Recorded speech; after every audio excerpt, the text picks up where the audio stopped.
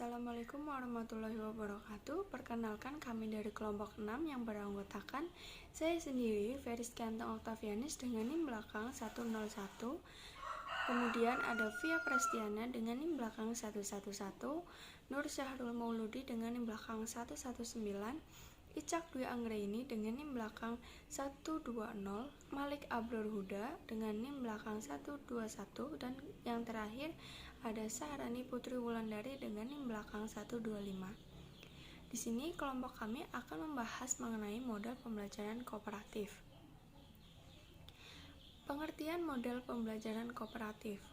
Di sini, pembelajaran kooperatif atau cooperative learning merupakan suatu metode pembelajaran atau strategi yang ada dalam proses belajar dan mengajar yang menekankan pada sikap atau perilaku bersama dalam bekerja. Dengan kata lain, pembelajaran ini dilakukan oleh guru dengan membentuk sejumlah kelompok belajar dengan jumlah peserta didik di dalamnya ada 2-5 anak yang bertujuan untuk saling memotivasi antar anggotanya untuk saling membantu agar tujuan dapat tercapai secara maksimal. Di dalam pembelajaran kooperatif ini model pembelajaran yang digunakan yaitu dengan sistem pengelompokan atau dengan membentuk sebuah tim kecil, yaitu antar 4-6 orang yang mempunyai latar belakang kemampuan akademik yang berbeda, jenis kelamin yang berbeda, ras atau suku yang berbeda. Nah, kemudian di sini ada ciri model pembelajaran kooperatif. Menurut Stahl dalam Tukiran Tanirja dan kawan-kawan, ciri-ciri model pembelajaran kooperatif ini dibagi menjadi beberapa. Yang pertama adalah belajar bersama dengan teman. Biasanya dengan melakukan proses pembelajaran dengan teman, para peserta didik ini akan menjadi lebih bersemangat daripada melakukan proses pembelajaran secara mandiri.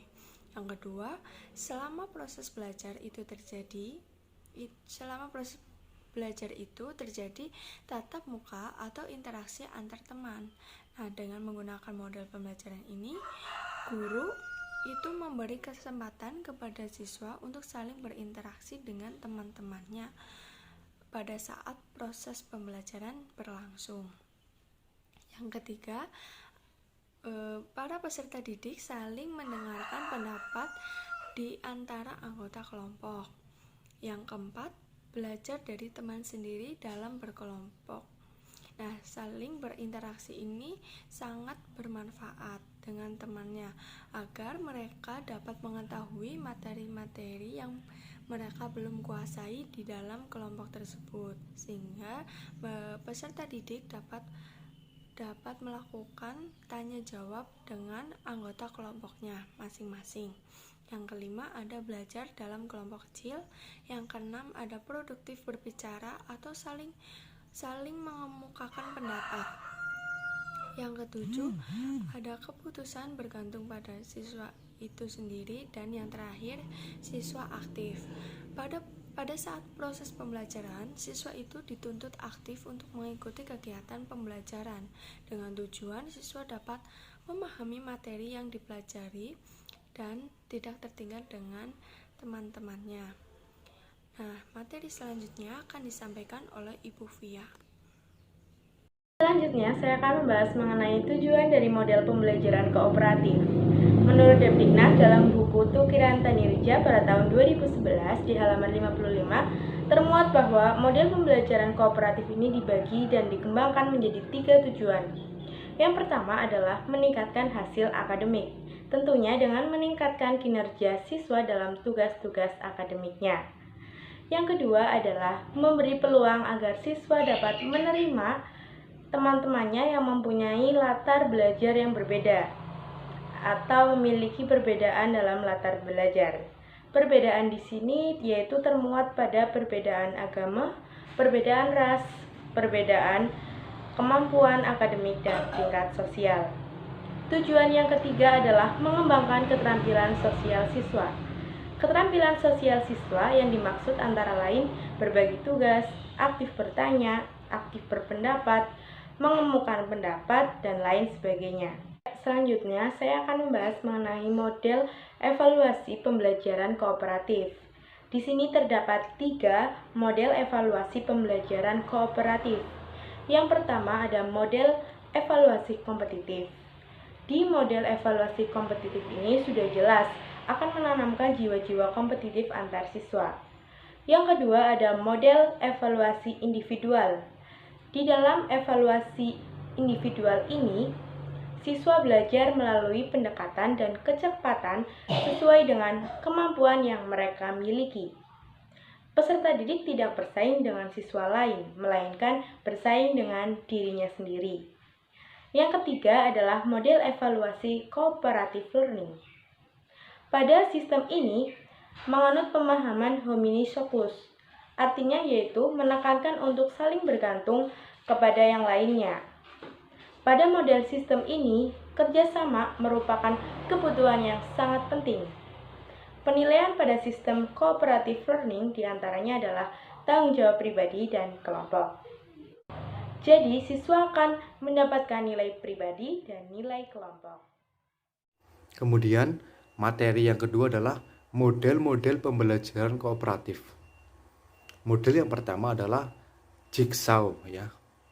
Dalam model ini, guru membagi satuan informasi yang besar menjadi komponen-komponen yang lebih kecil. Selanjutnya, guru membagi siswa ke dalam kelompok belajar kooperatif yang terdiri dari 4 orang siswa, sehingga setiap anggota bertanggung jawab terhadap penguasaan setiap komponen atau subtopik yang ditugaskan guru dengan sebaik-baiknya. Kemudian model pembelajaran yang kedua adalah group investigation. Investigasi kelompok merupakan model pembelajaran kooperatif yang paling kompleks dan paling sulit diterapkan. Model ini dikembangkan pertama kali oleh Thelen ya. Berbeda dengan STAD atau jigsaw, model ini siswa terlibat dalam perencanaan baik yang dipelajari maupun hasil penyelidikan mereka. Pendekatan ini memerlukan norma dan struktur yang jelas yang lebih rumit daripada pendekatan yang lebih terpusat dari guru. Dalam model pembelajaran group investigation, guru membagi kelas menjadi beberapa kelompok dengan setiap kelompok memiliki anggota 5 atau 6 siswa yang heterogen atau yang berbeda. Dan beberapa kasus, kelompok dapat dibentuk dengan mempertimbangkan keakraban, persahabatan, atau minat yang sama dalam topik tertentu. Selanjutnya, siswa memilih topik untuk diselidiki, melakukan penyelidikan mendalam atas topik yang dipilih.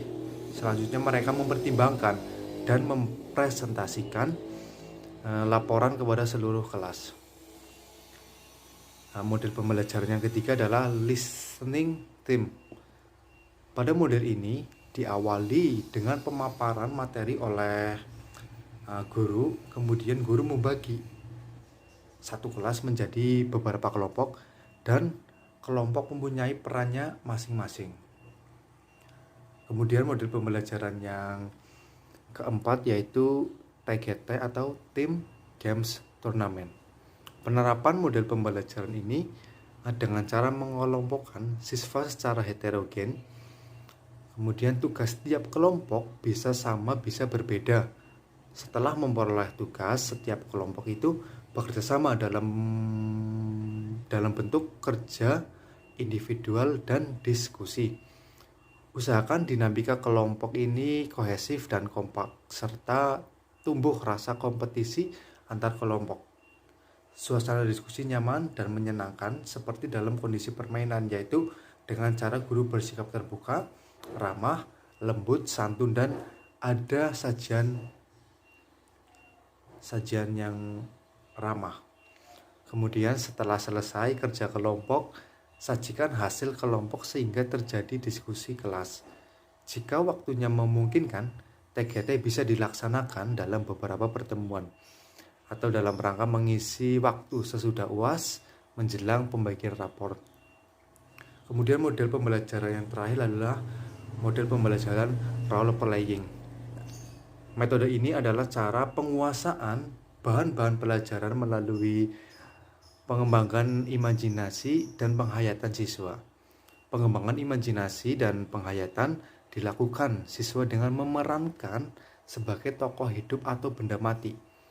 Permainan ini pada umumnya dilakukan lebih dari satu orang, tergantung pada apa yang diperankan. Kelebihan metode ini adalah seluruh siswa dapat berpartisipasi dan mempunyai kesempatan untuk menguji kemampuannya dalam bekerja sama. Dalam metode ini ada beberapa keuntungan. Yang pertama yaitu siswa bebas mengambil keputusan dan berekspresi secara utuh.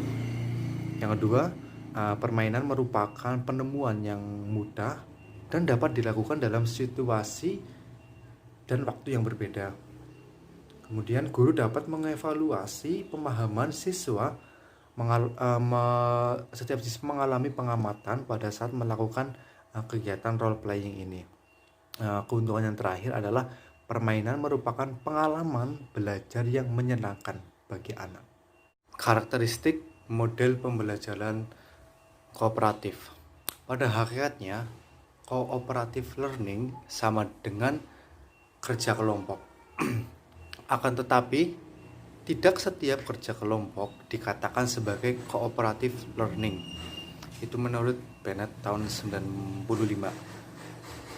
Menyatakan ada 5 unsur dasar yang dapat membedakan cooperative learning dengan kerja kelompok. Antara lain yang pertama, positive independence, saling ketergantungan positif, yaitu hubungan timbal balik yang didasari adanya kepentingan yang sama. Kemudian yang kedua, personal responsibility atau tanggung jawab perseorangan, yaitu mengenai materi pelajaran dalam anggota kelompok, sehingga siswa termotivasi untuk membantu temannya membutuhkan keluasan. Yang ketiga itu face-to-face promotive interaction atau interaksi promotif, yaitu interaksi yang langsung terjadi antara siswa tanpa adanya perantara. Yang keempat yaitu interpersonal skills atau komunikasi antar anggota, yaitu menciptakan hubungan antar pribadi, mengembangkan kemampuan kelompok, dan memelihara hubungan kerja yang efektif. Karakteristik yang terakhir adalah group processing atau pemrosesan kelompok, yaitu meningkatkan keterampilan bekerja sama dalam memecahkan masalah. Nah, yang selanjutnya saya akan menyebutkan prinsip dasar pembelajaran kooperatif. Yang pertama, setiap anggota siswa memiliki tanggung jawab atas semua yang dilakukan dalam kelompoknya. Yang kedua, setiap anggota kelompok siswa harus tahu bahwa semua anggota kelompok memiliki tujuan yang sama. Yang ketiga, setiap anggota kelompok siswa harus berbagi tugas dan tanggung jawab yang sama di antara anggota kelompok. Yang keempat, setiap anggota kelompok siswa akan dievaluasi. Yang kelima, setiap anggota kelompok berbagi kepemimpinan dan membutuhkan keterampilan untuk belajar bersama selama proses pembelajaran. Dan yang terakhir, setiap anggota kelompok siswa akan diminta pertanggungjawabannya secara individual atas materi yang ditangani dalam kelompok kooperatif. Selanjutnya yaitu elemen-elemen model pembelajaran kooperatif. Yang pertama yaitu saling ketergantungan positif, yang kedua tanggung jawab perseorangan, yang ketiga tatap muka, yang keempat komunikasi antar anggota, dan yang terakhir yaitu evaluasi. Kelebihan pembelajaran kooperatif. Yang pertama yaitu melalui pembelajaran kooperatif, siswa tidak terlalu menggantungkan kepada guru Akan tetapi dapat menambah kepercayaan kemampuan berpikir sendiri, menemukan informasi dari berbagai sumber, dan belajar dari siswa yang lain. Yang kedua yaitu pembelajaran kooperatif dapat membantu anak untuk respek pada orang lain dan menyadari akan segala keterbatasan serta menerima segala perbedaan. Yang ketiga yaitu pembelajaran kooperatif dapat mengembangkan kemampuan mengungkapkan ide atau gagasan dengan kata-kata secara verbal dan membandingkannya dengan ide-ide orang lain. Yang keempat yaitu interaksi selama kooperatif berlangsung dapat meningkatkan motivasi dan sumber rangsangan untuk berpikir. Yang kelima yaitu melalui pembelajaran kooperatif dapat mengembangkan kemampuan siswa untuk menguji ide dan pemahaman sendiri menerima umpan balik. Selanjutnya yaitu kekurangan pembelajaran kooperatif. Yang pertama, bagi siswa yang pandai, mereka akan merasa terhambat oleh siswa yang dianggap kurang memiliki kemampuan. Akibatnya, keadaan yang seperti ini dapat mengganggu iklim kerjasama dalam kelompok. Yang kedua yaitu penilaian dalam pembelajaran kooperatif didasarkan pada hasil kelompok. Namun yang demikian, guru perlu menyadari bahwa sebenarnya hasil atau prestasi yang diharapkan adalah prestasi setiap individu siswa. Yang ketiga yaitu keberhasilan pembelajaran kooperatif dalam upaya mengembangkan kesadaran kelompok memerlukan periode waktu yang cukup panjang. Hal ini tidak mungkin dapat tercapai hanya dengan 1 atau 2 kali penerapan strategi ini. Yang keempat yaitu walaupun kemampuan bekerja sama merupakan kemampuan yang sangat penting untuk siswa, akan tetapi banyak aktivitas dalam kehidupan yang didasarkan kepada kemampuan secara individu. Oleh karena itu, idealnya pembelajaran kooperatif selain siswa belajar bekerja sama, siswa juga harus belajar bagaimana mengembangkan kepercayaan. Untuk yang selanjutnya yaitu peran guru dalam pembelajaran kooperatif. Yang pertama, peran guru sebagai fasilitator. Peran guru sebagai fasilitator harus mempunyai sikap sebagai berikut. Yang pertama, mampu menciptakan suasana kelas yang nyaman dan menyenangkan. Yang kedua, membantu dan mendorong siswa untuk mengungkapkan dan menjelaskan keinginannya dalam pembicaraannya. Yang ketiga, membantu kegiatan dan menyiapkan sumber belajar atau alat lainnya. Yang keempat, membina siswa agar setiap siswa juga bisa menjadi sumber yang bermanfaat bagi siswa lainnya. Yang kelima atau yang terakhir, menjelaskan tujuan kegiatan dan mengatur jalannya bertukar pendapat. Yang kedua yaitu sebagai mediator. Guru berperan untuk menjembatani atau mengaitkan materi pelajaran yang sedang dibahas melalui pembelajaran kooperatif ini dengan permasalahan yang nyata yang ditemukan di lapangan. Yang ketiga, sebagai direct motivator. Guru berperan dalam membimbing serta mengarahkan jalannya diskusi, membantu kelancaran diskusi tetapi tidak memberikan jawabannya. Yang terakhir yaitu sebagai evaluator. Guru berperan dalam menilai kegiatan belajar mengajar yang sedang berlangsung. Yang selanjutnya yaitu langkah-langkah atau implementasi model pembelajaran kooperatif. Terdapat 6 langkah dalam model pembelajaran kooperatif, yaitu yang pertama, menyampaikan tujuan serta memotivasi siswa. Guru menyampaikan tujuan pembelajaran dan mengkomunikasikan kompetensi dasar yang ingin dicapai dan memotivasi siswanya. Yang kedua, menyajikan informasi. Guru memberikan informasi kepada siswa terkait materi pembelajaran. Yang ketiga, atur siswa menjadi kelompok belajar. Guru memberitahu pengelompokan siswa. Yang keempat, membimbing kelompok belajar.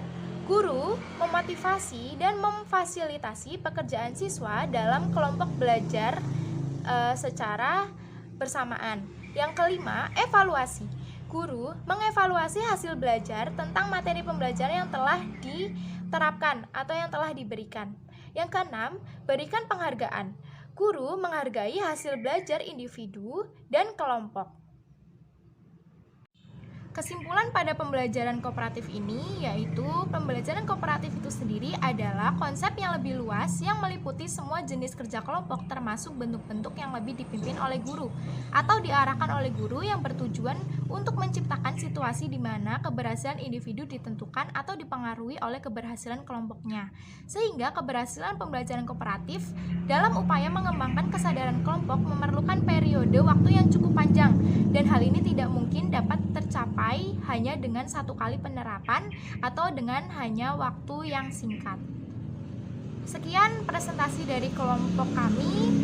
Bila ada kurang atau salah kata, kami mohon maaf. Wassalamualaikum warahmatullahi wabarakatuh.